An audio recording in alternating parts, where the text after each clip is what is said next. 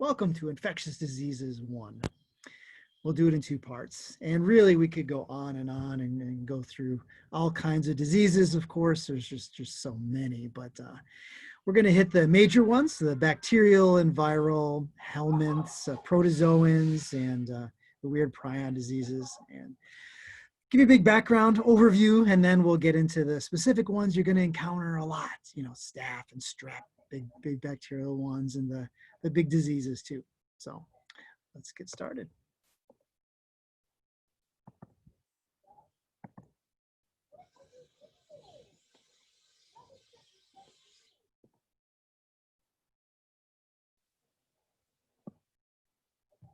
All right, so let's do it. So first of all, when you think about, we're going to go through this rogues list of all the bad guys, and in reality, bacteria, 99% of them live symbiotically or commensally. They don't bother us at all. But there are, of course, the really bad ones. We'll talk about chlamydia and smallpox virus, things that are really horrific. But realize most bacteria live their own lives and decompose matter and recycle nutrients. And listen, they do all kinds of good things inside of our guts. But we're going to talk about some bad guys too. One thing to think about is bacteria. They, you may think, oh, they're so simple, but they can digest almost anything except for like styrofoam and rubber, things that are non-biodegradable. Otherwise, they can eat all kinds of things, right? And they can live in extreme conditions of heat and salinity that, no eukaryotic organism like us could possibly live. And you get one handful of fertile soil has more bacteria than all the humans on Earth or that have ever lived. All right, so talking about successful, sure, we got laser pointers, things like that, but bacteria can live anywhere, can subsist on anything, and there's so many of them. And they reproduce so quickly, of course, they can evolve very quickly. So we have a lot of antibiotic resistance out there. They can change really, really rapidly. Right. So these microorganisms, the ones that cause disease, a lot of famous bacterial ones and viral diseases. Those are the biggies. But we'll talk about fungal diseases. They often pop up when you're immunocompromised. Protozoal, you think about if you go camping, you don't filter your water, you could get a amoebic giardia or amoebic dysentery. Malaria is a big, huge killer in the world. That's a protozoan. And then the big things, the worms, pinworms, tapeworms, big old worms. All right, so first of all, when you talk about symbiotic means you're living and you both help each other. So some of these bacteria in our gut, they get to live there. We feed them with our fiber, and they give us vitamin K, and they digest some things that we can't digest, and we can utilize them. Yeah. Commensal means they're just hanging out, a bird's nest in a tree. Doesn't really hurt the tree. It helps the bird. They're living together, but not the tree doesn't get much out of the relationship. And if something is pathogenic, that means, okay, there's a positive, negative relationship. The bacteria gets to live off of you and it hurts you, right? You have a negative impact on you. So we have indigenous the flora that lives on us. There are microbes that live on our skin constantly and our eyelids, and we have levels of we have pneumonia, strep, things that live within us, our throat all the time, and they only become a real issue when they kind of the balance tips when we're stressed or immunocompromised, and they can take over. So. And we have more bacteria, 10 times as many bacteria in our gut than all the cells in our body. So, I mean, we have a lot of symbiotic and commensal organisms living everywhere, right? And all around us. So only occasionally do these things turn into a disease that we need. Sometimes we can't fight off, and it causes our demise. But remember, pathogens don't want to cause our demise in terms of successful pathogens. They want to keep us alive so they can live off of us like a good parasite, and so that we spread them. And if we're dead, we can't really spread the disease for very long because we decompose. Yeah. All right. So like I said, there's organisms that are living among us, within you, that at this time are not causing any issues, but when the balance can tip, they can kind of go crazy. In our gut bacteria, if we take antibiotics that kill off a bunch of them, well, then that can kill off the good ones and let other things come in. Or in our throat or vagina, we have commensal bacteria. If we destroy those, then other ones can take over, and thrush, we get fungi can take over. So this is balance. We have the probiotics, the good guys, keeping away the bad guys. So how do we get infections? Contaminated food and water, of course. Yes. Think about hepatitis A. You think about all kinds of things, typhoid, all kinds of things that you get from not getting proper sanitation. And then dirty fingers, fecal contamination, cholera, lots of things like that. Bites of insects, tsetse flies or mosquitoes or lice or ticks, right? Lyme disease. Body fluids sometimes goes from an infected person to a non-infected person. Yep. And the term fomites might not be familiar to you, but that is when we carry diseases on objects, right? This pen, computer keyboards, all kinds of things, yeah. And in today's modern world where we live kind of an indoor world, fomites are a bigger problem probably than millions of years ago when we were more outdoors. All right.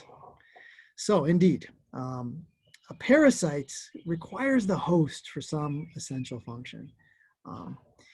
And we think about viruses, they're the epitome of that. They cannot reproduce without a cell to reproduce in. They're going to take over a cell and reproduce. Chlamydia bacteria, we're going to see they actually utilize the cell's machinery too to get energy. And of course, big parasites. I mean, ectoparasites on the outside would be a tick or a flea or a leech, right? But helminths, these worms like tapeworms and liver flukes live within us. They're purely parasitic. So what keeps us from all of these scary things we're going to talk about?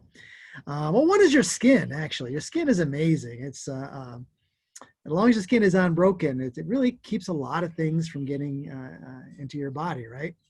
And the lining of our gut, all these linings, the epithelial cells have these tight junctions that don't allow microbes to get through. So think about your gut, your colon, filled with all these bacteria, and then just around it is your peritoneal cavity, which is has no bacteria or very little, and so it's a sterile environment. And this we count on that gut lining to save us from this hell that is the inside of our colon, right? And then mucus in our urethra and our vagina, not our, but your maybe, right, and in our nose. This mucus down in our trachea is going to help stick the bacteria, viruses that are inhaled or trying to get in, and it's going to help move things in the opposite direction. Yeah.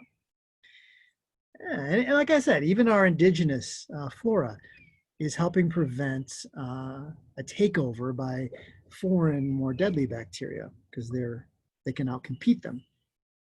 Yeah. So what they need to do, maybe this could be a transient breach in the barrier. Maybe you're going to have a cut where an infection can get in. Yeah. And some bacteria, I think about ones that cause gastritis, they need to be able to live in the acid of your stomach. And some bacteria can make these endospores and survive even boiling water or harsh conditions to live. And in our bodies, of course, we have innate immunity, things like having a fever and having the mucus and the stomach acid. And if you do get an infection, no matter what it is, you have that inflammatory response. So neutrophils come in to eat everything, blood flow, right? It turns red and swollen. All these things are inflammatory response to help fight against any kind of infection. And then our acquired immune system is the awesome, cool one where we make specific antibodies. How I had chickenpox, decades ago. And so if I get exposed to it again, my body is ready. I got memory cells, T cells and B cells in my lymph nodes and my spleen. And when they see that again, they just jump on it and destroy it. And the first time I got it, I was naive to it. And so it just spread all over. Yeah. Cool. And remember, the humoral system is antibodies. Your B cells are turned to plasma cells and make antibodies. And they circulate and they can attack viruses, they can attack substances, proteins, anything. They can glom onto it and disable it. And then the cellular immune system, cytotoxic T cells, where they recognize a bad guy and they attack it cell to cell. So if your body's defense systems, your immune system is working well, you can be exposed to a pathogen and never get a symptom and never get sick because you got it. But if you're naive to it, like we all are to COVID-19, your body is invaded and it gets the upper hand in the beginning. Yeah. One important concept today is opportunistic infections. And so you will see when you often get sick when you're like around exam time, you're studying, you're staying up late, you're not eating right. And so your immune system is depressed. Or if you're taking steroids or chemotherapy or radiation, like those are big examples where your immune system is knocked down on purpose sometimes. And then you can get hit with opportunistic infections. When you think about AIDS and HIV, you think, what kills you is HIV kills off your immune system, and then you're killed by fungal infections and rare cancers, things that you'd normally be able to fight off. Yep. So these things, we'll talk about fungi quite a bit, but anything can be an opportunistic infection that's taking advantage of your body's defenses being down. All right. So this kind of just lists, as I mentioned, if you're getting steroids, again, they're a necessary drug in our arsenal, but they do lower your immune system, and so they put you at risk.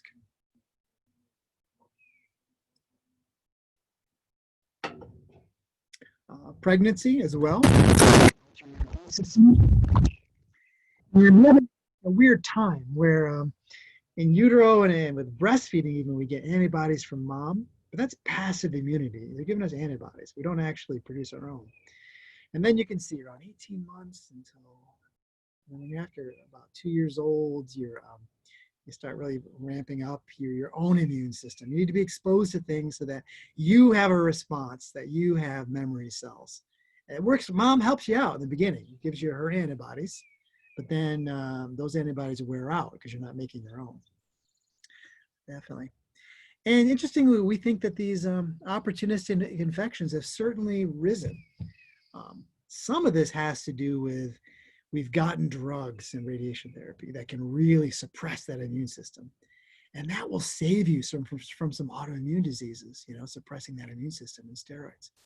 But that means these other things that normally are too weak to take over are coming in and can kill you, that normally a normal, not immunocompromised person would not have any issue with.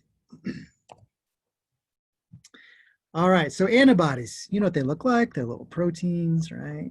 And they have very specific regions that only bind to very specific regions on the antigen, on the substance in your body that it binds to. And not only can it hit a particular virus or bacteria, it's like I say, even toxins. So you get bit by a rattlesnake and that venom, you can get antibodies against it. They give horses a little bit of venom, doesn't kill them, but the horse makes a bunch of antibodies, and then they take the blood from the horse and then they spin it down and they take those antibodies, they put it in a little crofab, a little anti-venom vial, very expensive. And then if you come in with a rattlesnake bites, they'll hydrate it and give it to you. And so we've gotten these antibodies from the horse that's going to immediately glom onto this venom and take away some of it to help ameliorate the damage. Yeah, oh, right here, exactly. So you can get a serum. So they talk about with COVID, getting people that have had the disease and survived is using their serum that has antibodies in it. So very powerful thing. So the people that have survived the diseases, their antibodies are valuable to people that have no defenses to it yet. Yeah.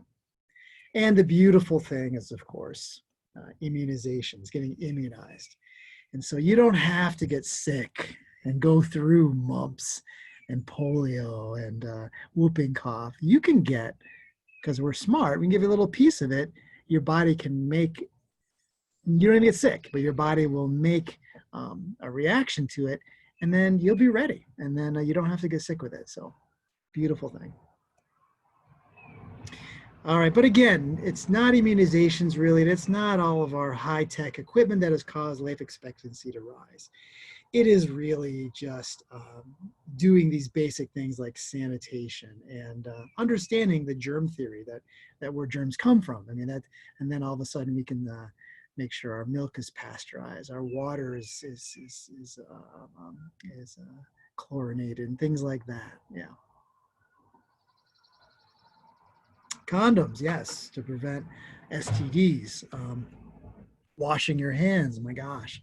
COVID is not that scary because warm water and soap can get rid of it. It's just, it's invisible, and you don't always do this. Yeah, the flu too, it just washes away. But if you get exposed to it, then it gets you. Yep, yep. Yeah. All right, so what are some of the biggies? And we'll have, like I say, it's a two-parter. So some of the big killers, tuberculosis, definitely TB, especially other places in the world. Yeah. Syphilis is a bacteria, spirochetes, talked about that. HIV/AIDS, huge around the world. We'll talk about that, although deaths are coming down. I mean, so it's, it was thought it was like this big, scary emerging disease in the 80s, like COVID is now. Around the world, infestations with worms. Yep. Respiratory infections. Oh, definitely. Yep. So, yeah. All kinds of them that you're familiar with, upper respiratory infections that we talked about with the respiratory system. STDs, when you look at reportable diseases, they're up there at the top. Yeah, chlamydia number 1, gonorrhea close behind, and then they put Hep B and C, although they can get that from other things too. And in the world, these diarrheal diseases like cholera and typhoid, these are things that are killers because you lose all this water. And yeah, that's the main part of the killer right there. Yeah. Malaria is a protozoan spread by mosquitoes. You'll see it used to be here in the US. It's been gone, but around the world, it kills millions of people. Huge. And then the flu, influenza. From in the US, maybe it kills 50,000 people a year, something like that. Mostly the elderly, but adds up over the world. All right, let's take a look at this. These are the top 2016, not that long ago, the top diseases. Chlamydia is the winner.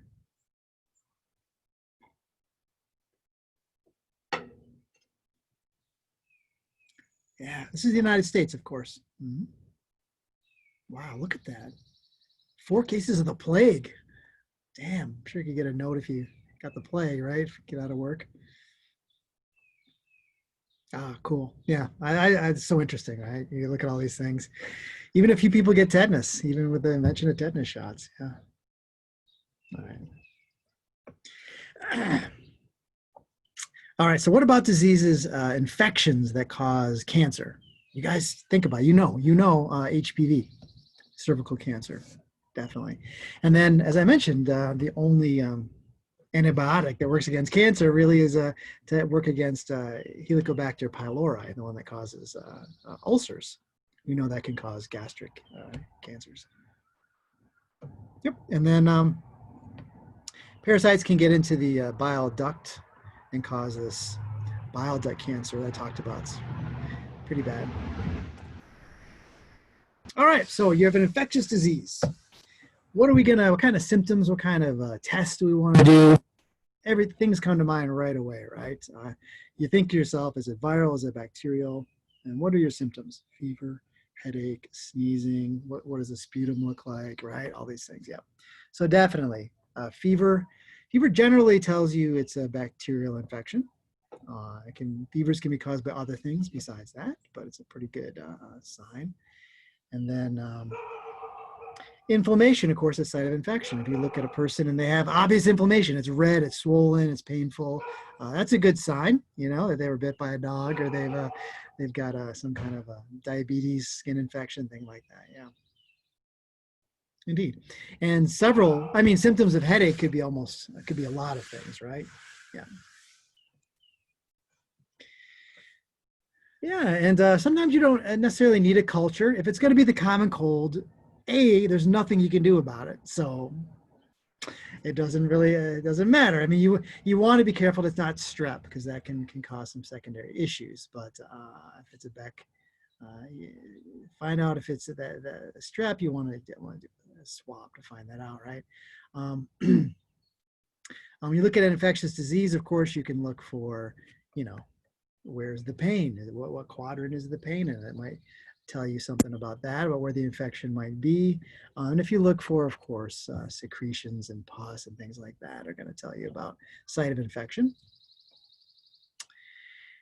Yeah, and so if you look at these common tests, like I say, a body temperature is not real specific, is it? I mean, a fever can be caused by all kinds of organisms.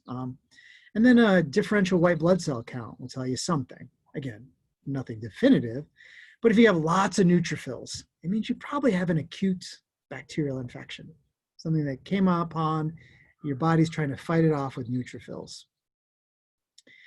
If it's a viral infection, you normally don't have a fever. You'll see increased lymphocytes. And lymphocytes, again, can be specific against the viral particles and virally infected cells. Another thing is eosinophils tell us parasites, worms. You're going to have elevated eosinophils, definitely. Yeah, and some allergic kind of reactions. So, differential white blood cell count can point you in the right direction. And then looking at bacteria, they're very small. I mean, even on our microscopes, they're just tiny, tiny, tiny. But we do things like gram staining. So y'all taken microbiology, or certainly parts of it are very important here in health. We have a gram stain, and gram negative is kind of reddish, and gram positive is more purplish. And it has to do with that the cell wall of the bacteria.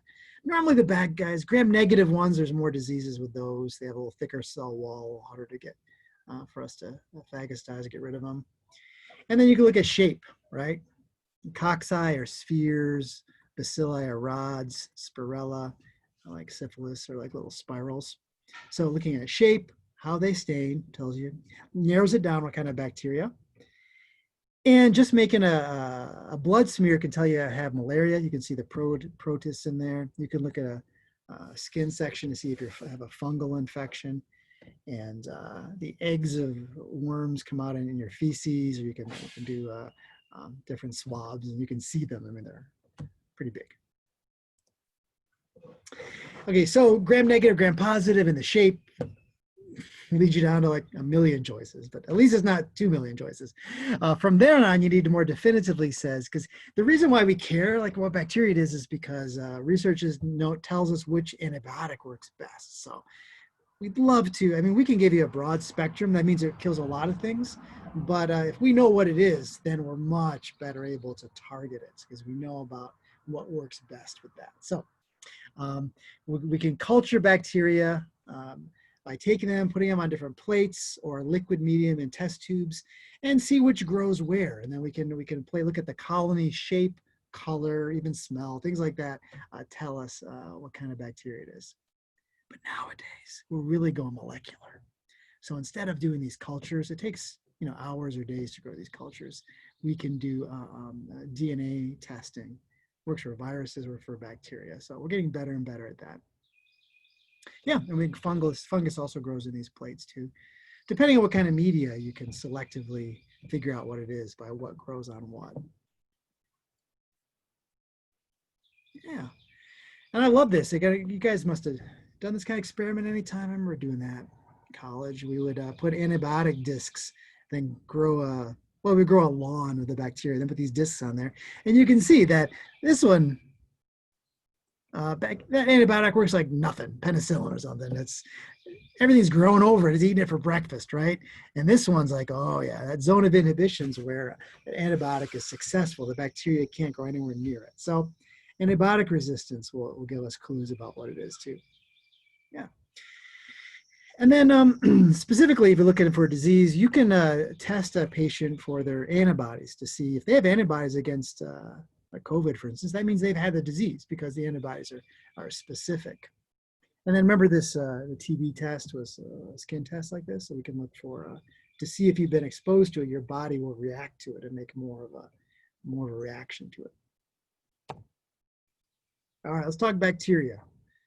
Bacteria are small. They have naked circular DNA, right? And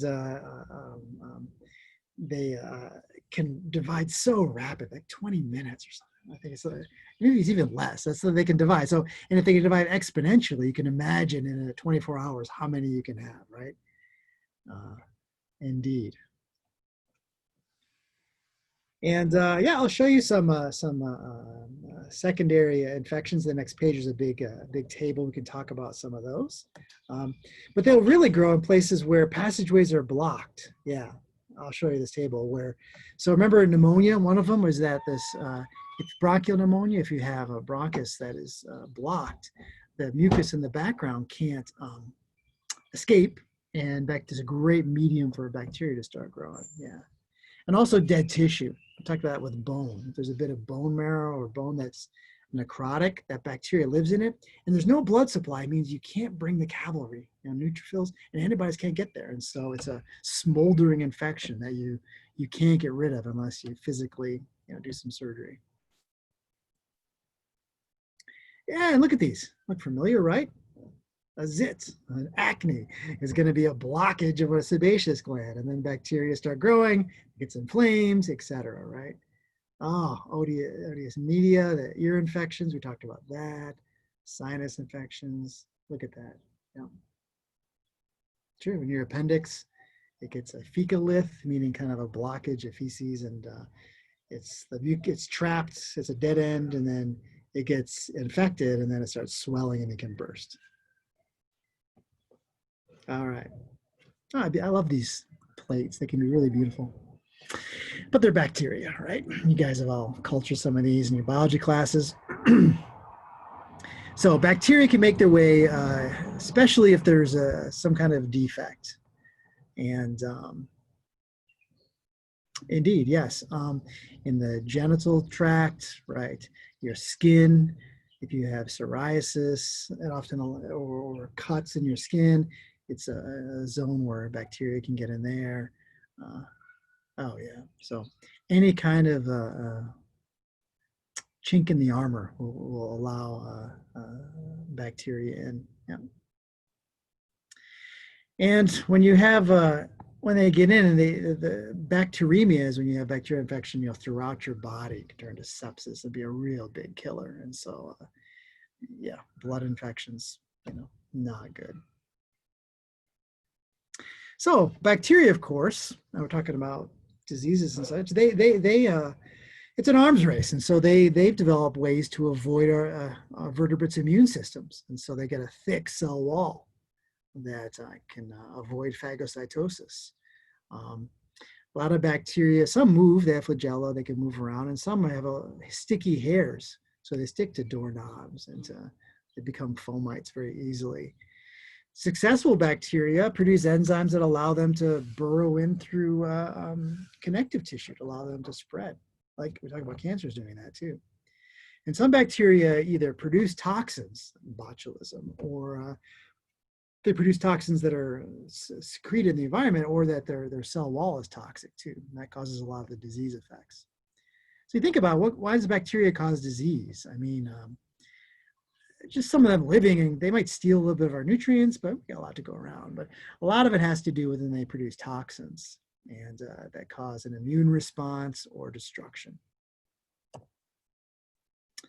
All right, pyogenic bacteria, purulent mucus has pus in it, so it makes pus. Anaerobic bacteria, those things live without oxygen.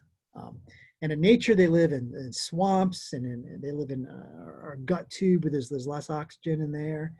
And in the microbiology world, if you try to culture them on a plate in air, it doesn't work. You got to culture them in anaerobic conditions. Yeah, but these are a lot of our gut bacteria.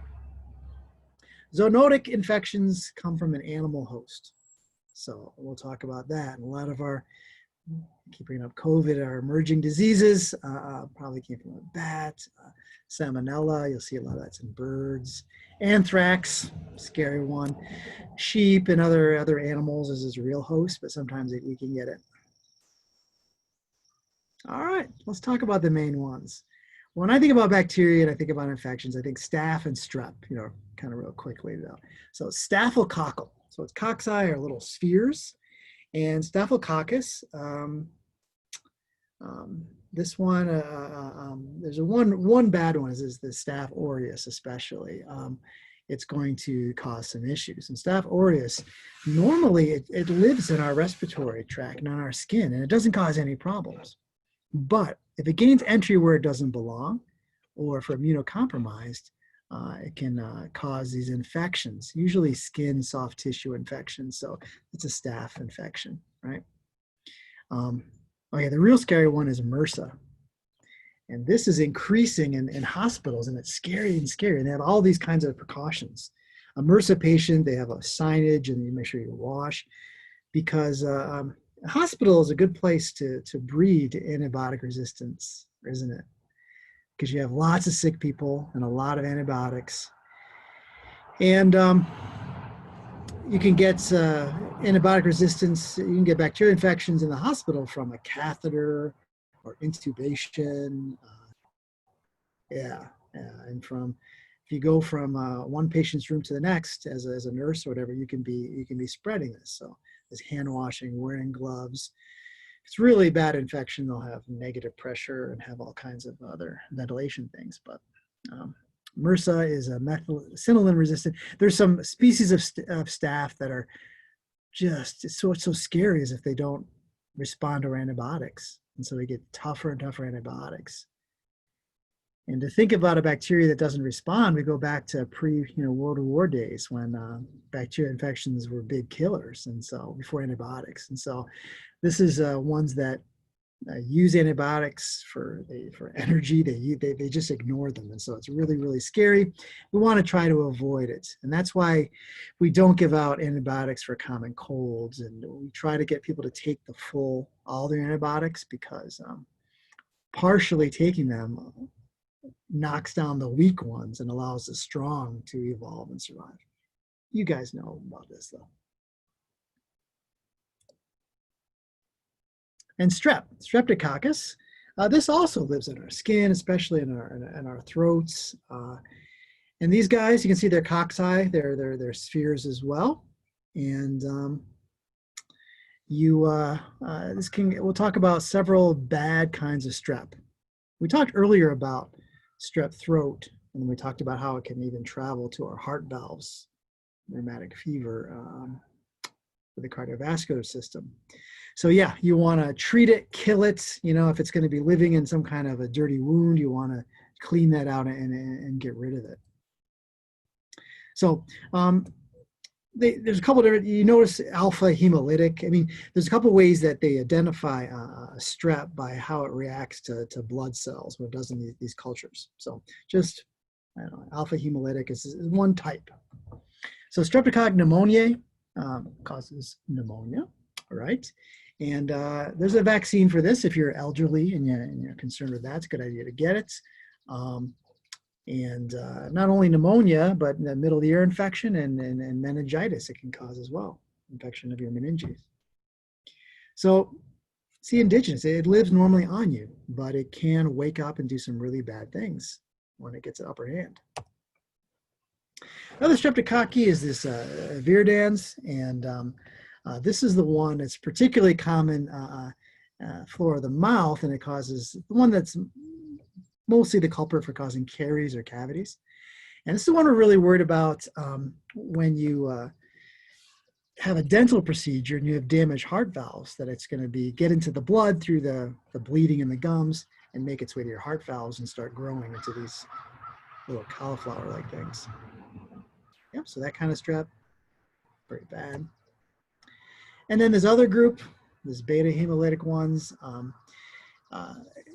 these ones give off some toxins, and we'll talk about this as exotoxins are given off by the bacteria. So it can be the bacteria itself, or it can be the toxins given off by it.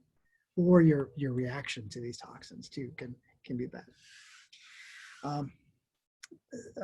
Strep pyogenes is very common, the one that causes usually strep throat.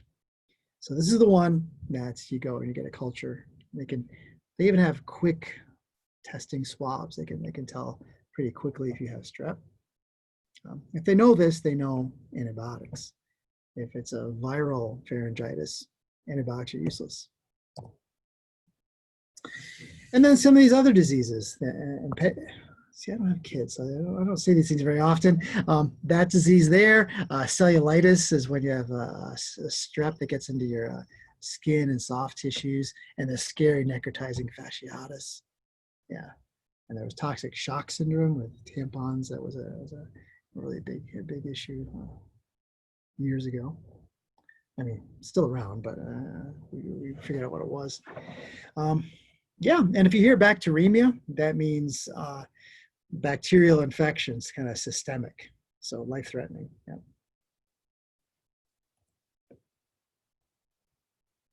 Yeah, and so this kind of strep, you can see it was in the vagina, the rectum, and in this case, you can have this kind of strep during childbirth because the fetus can gather it on its way out, yeah, causing like meningitis.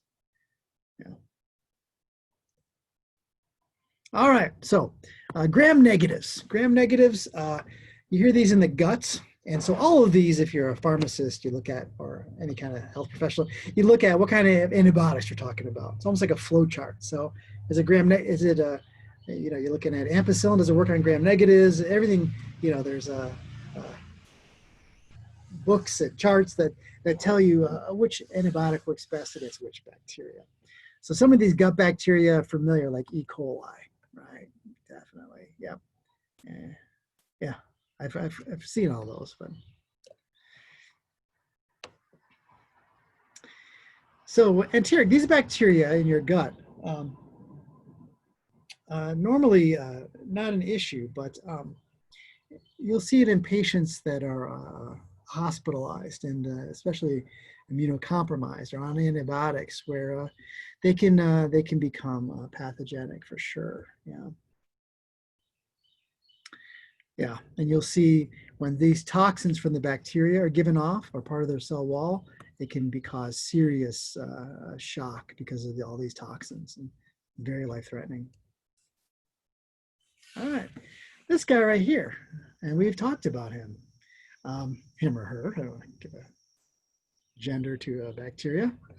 They're actually, yeah, they don't have a gender. There's no sexes. This one is the one that we talked about that causes the meningitis. That's very communicable, especially in dorm situations, things like that. You will see there's a vaccine against it, and so if you're about ready to get into a situation like going into dorms, you can get this vaccine against this kind of meningitis. But it's with younger people usually, and can be caused by saliva, by however you're going to swap saliva. It's really up to you. And you're gonna get, as I mentioned, this headache, reaction to light, a stiff neck especially, is an idea that your meninges are being infected by a Neisseria meningititis. Yep. Other bacteria can cause meningitis, but we're just talking about this one right now, and it can cause death. Legionnaire's disease. This is, again, I've talked about these. This one also is often in water systems. It was first discovered in a big Legionnaire's conference. And these bacteria can be killers in the elderly when they get access into your lower respiratory tract. But we get antibiotics for it. But in the first, we didn't know what it was, this Legionnaire's disease. So just to remind you, why is a bacteria toxic? Well, exotoxins are given off. These chemicals, these poisons are given off. And in nature, bacteria are competing with other bacteria and fungi, and they will give off chemicals to help give them some room to kind of sequester nutrients in that area. So they're not doing it just to be asses or something like that. It's just that this is their way of life, and they give off toxins. Or an endotoxin is not given off like an exotoxin, but the cell wall of the bacteria is toxic, and it causes us to have a reaction to it. All right, let's talk about Clostridium. And in the hospital world, yeah, and C. diff is a type of bacteria that smells horrible, apparently, and that's transmittable in hospitals quite a bit. Let's talk about the first one. One of the Clostridiums causes tetanus, Clostridium tetani. See, these names aren't too hard. And this one, you know how you get tetanus. You step on a rusty nail, my mom always said. So it's anaerobic. And so it's everywhere. It's in the soil everywhere. But no, it doesn't cause us a problem. But if we get it deep in a wound that doesn't have much oxygen, so like a puncture wound especially, it can start growing. And my God, it's deadly. Because it will affect your nerves, and it will spread and cause lockjaw, the muscles in your jaw, but all your muscles. Eventually, this has been known since the Middle Ages and before. This disease, tetanus, has been around. We've known it causes these spasms and then death. Yeah. So really bad, but we have tetanus vaccine. You get boosters every 10 years, I think. Things might have changed by now, but yeah, tetanus is a bacteria, Clostridium tetani, that gives off this toxin that not good for your nerves. Botulism, I talked about this also. Botulism is anaerobic, and when you do some home canning, you got to be very careful, because if you have any botulism in there, it's also found all over the place, but in an anaerobic condition, like in a can, it can start growing, usually gives off gases and causes it to bubble out. But botulism causes death as well. It causes at the synapse of the nerve on the muscle, prevents acetylcholine from being released, and you end up with paralysis of muscles that will eventually stop your breathing. Yep. And babies, they worry about them getting botulism from honey too. So it's often recommended, just don't give a kid a baby honey, because that botulism gets to their gut, can start growing and kill them. Oh, Pyogenic. Oh, Perfringens. Sorry. This type is causes this gas gangrene. I found this horrific picture. So these are in certain wounds, deep wounds. This type of Clostridium will grow and gives off gases that cause tissue damage and necrosis. And so you got to clean out the wound and give some serious antibiotics. So this is a nasty one. And then there's a disease called diphtheria. You've probably heard about it. You're also probably vaccinated against it, so you're not going to get it. But it's a huge, horrible disease where this bacterium grows in the throat and just starts killing off the tissue. And so untreated, it's deadly. But you're probably immunized against it in this country. Yes. And then cholera. Cholera is a worldwide killer. In the US, not so much. Yeah, we don't hear much about cholera, but it is a bacteria that comes from improper sanitation. So fecal oral route is the way it goes. And you can see countries where it's a serious problem. And Vibrio cholerae is a big killer around the world. It gets in especially to children from dirty water, dirty hands on their food, and antibiotics are good for it, but and water, electrolyte replacement. Anthrax. Anthrax is, yeah, it's pretty deadly. It's used as a bioweapon too. It was sent to some congressmen, etc., like in a white powder in an envelope. This was years ago. And if you inhale it, anthrax, deadly, very, very deadly. Normally, anthrax is a disease of cows and sheep. Yeah, I mean, they get sick from it, but it can also, when it gets into humans, it's really hard to treat. And even if we kill the bacteria the toxin given off by it is still there. And so if you get anthrax, you know, it's a life-threatening issue. All right, so gosh, all these bad guys are talking about, all these are exotoxin producing bacteria. So you think about tetanus, botulism, that gassy one. Think about diphtheria, cholera, and anthrax. Yes, those diseases are all, you've heard of all of them. Maybe not the wound gaseous one, but certainly tetanus and botulism. So these are ones that the bacteria gives off toxins that cause serious issues with our nerves or various places in our body. All right, zoonotic diseases. These are that have animal vectors. A vector is what carries it. So a mosquito or a tick is a vector that carries the disease between organisms. And some of these, if you find it early and treat it, you're in good shape. But if you don't notice it, like a Lyme disease, you don't notice the rash, years later it can cause some serious issues. And bacteria, we'll mainly talk about that, like with Lyme disease, but we get anthrax was a virus, and you know, there's fungal diseases and worms, of course. So yeah, whole bunch of them here. Salmonella, yeah, the bacteria you get from eggs or chicken, you know, exactly. Lyme disease, you know, bacteria from ticks. The plague, we'll talk about that, comes from, you think rats, but it's usually the fleas on rats, right? Malaria, I won't talk about this, but you get it from rabbits, and typhus, not typhoid, but typhus comes from lice. Rocky Mountain spot and fever, we're talking about some rickettsia diseases. You can get that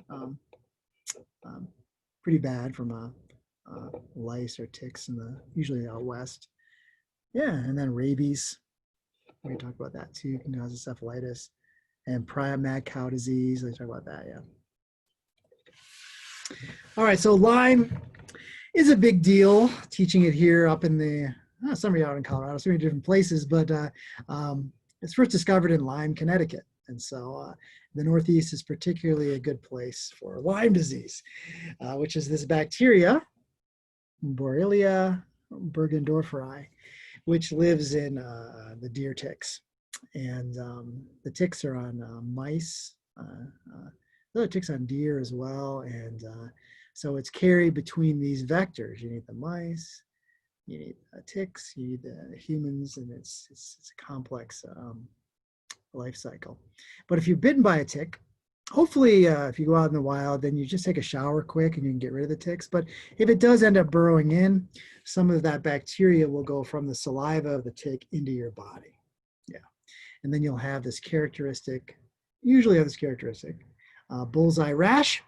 Sometimes it can't be, maybe it's not noticed in your hairline. You get a tick in your belly button, not know it. Some people, and so these sometimes it's not as obvious as if it's on your arm or something like that. And you may get a fever. You may not. You may have a lymph nodes are enlarged. Yeah.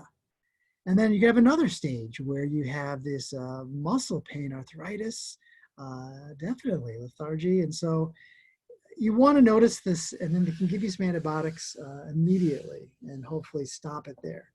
But it can have even a third stage. So if it's not treated, years later, you can get encephalitis. It can travel to your brain and really have arthritis problems. Yeah, it's really a mysterious disease. Here's this bacteria that fulminates in you, that waits in you and causes these dispersed issues, these very different issues as encephalitis and arthritis. Yeah. And it's also been blamed for some chronic fatigue syndrome. That maybe Lyme is causing chronic fatigue, or in many cases, yeah.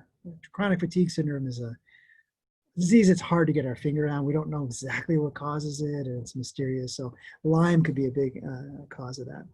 So yeah, we give them tetracycline, get it early on, you'd be you'd be able to kill off that bacteria. But here you look at the little data, but you can see the Northeast is a particularly bad spot for it, but it's spread all over. All right, you all know you don't want to cut your chicken on the same board as your vegetables, et cetera, because salmonella, think about chicken, you think about eggs. I think about baby pet turtles.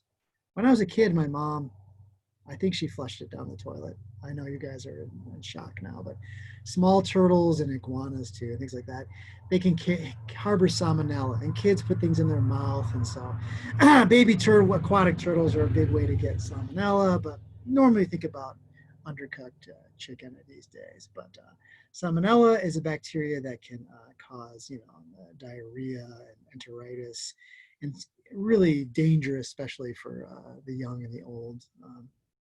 Yeah. So animals, contaminated food. Yeah.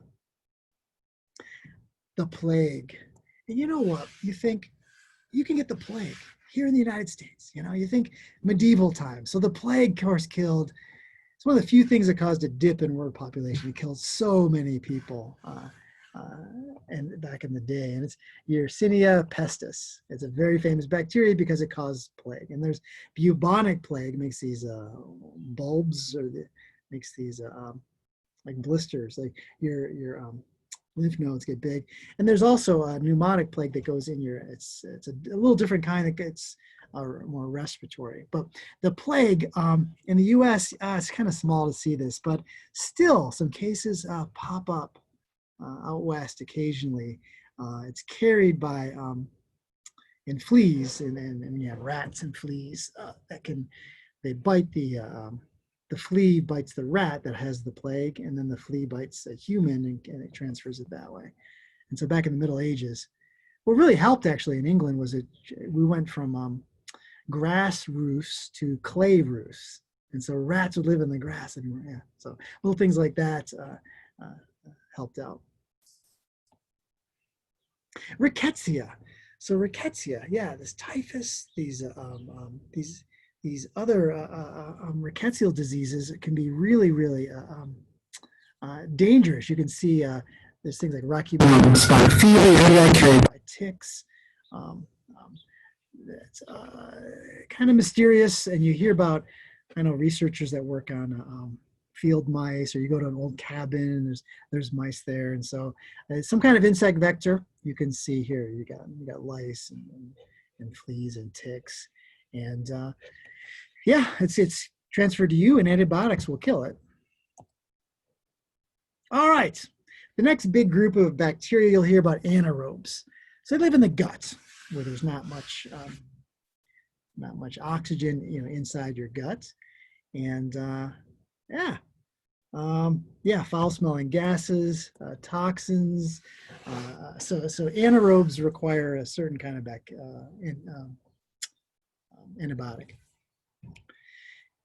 And then we talked about C. diff being a really kind of smelly bacteria that transfers a lot in the hospital type settings or nursing care type settings.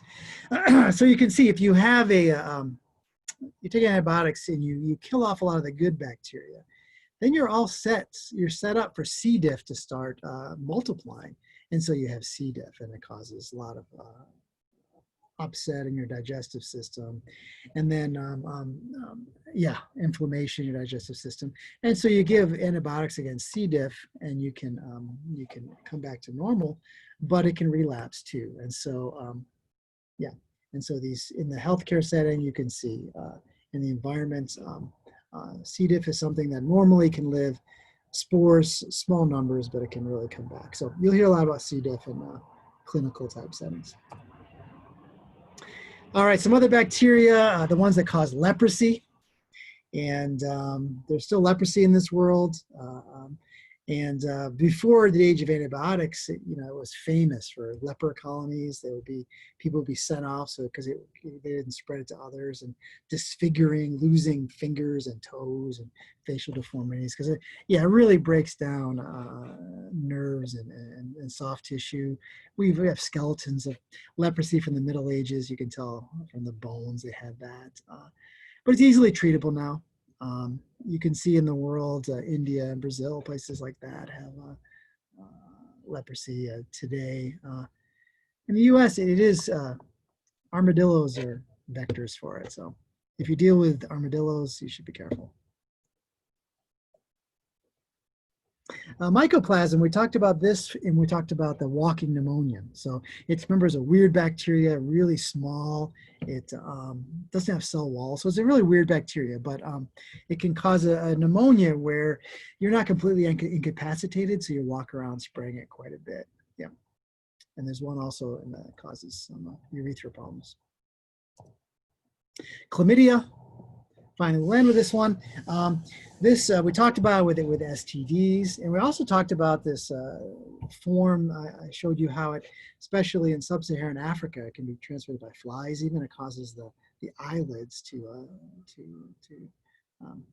be so infected they're disfigured. Yeah, yeah.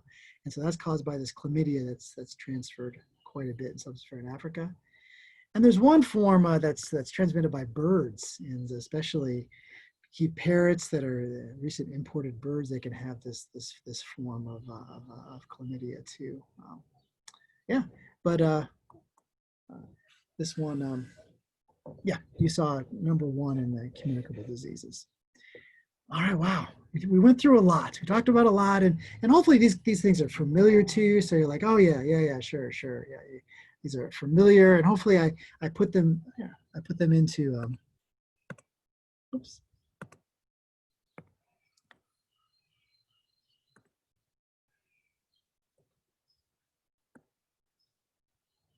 I put them into categories so that these different diseases kind of make sense. You know, looked at the bacterial.